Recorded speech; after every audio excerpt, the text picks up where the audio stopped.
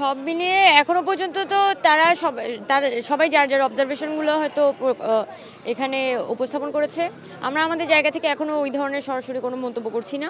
আমরা আসলে বিভিন্ন কেন্দ্রগুলো ঘুরছি, বলা যায় মানে বা একটু পর পর বিভিন্ন কেন্দ্রগুলোতে যাচ্ছি।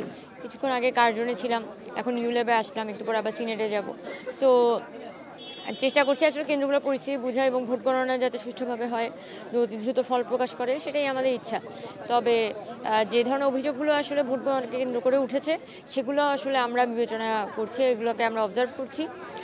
এই জায়গা থেকে যে এই জায়গা থেকে আমাদের ইন্টেনশনটা হচ্ছে যাতে এখানে একটা সুষ্ঠু এবং নিরপেক্ষ নির্বাচন হয়। এখন প্রশাসন দুপুরবেলা থেকে কিন্তু প্রশাসনের অনেক অ্যাক্টিভিটিসের প্রতি আমাদের ছাত্র সংগঠনগুলো বলি, আমাদের সাধারণ শিক্ষার্থীদের মধ্যে থেকেও প্রশ্ন আসছিল। তো সেই জায়গা থেকে এখনও পর্যন্ত কিন্তু ভোট গণনার যে প্রসেস, সে কিন্তু খুবই স্লো এবং ইনএফিশিয়েন্টলি তারা আগাচ্ছে।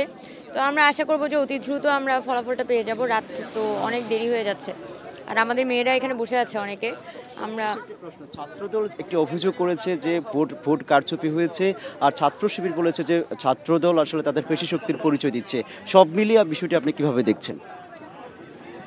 সব মিলিয়ে এখনো পর্যন্ত তো সবাই যার যার অবজারভেশনগুলো হয়তো এখানে উপস্থাপন করেছে।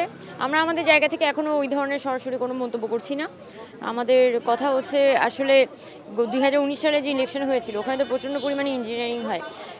এটার পরে গিয়ে এবছরের ইলেকশনটা আমরা একটা ফ্রি অ্যান্ড ফেয়ার ইলেকশনই দেখতে চাই।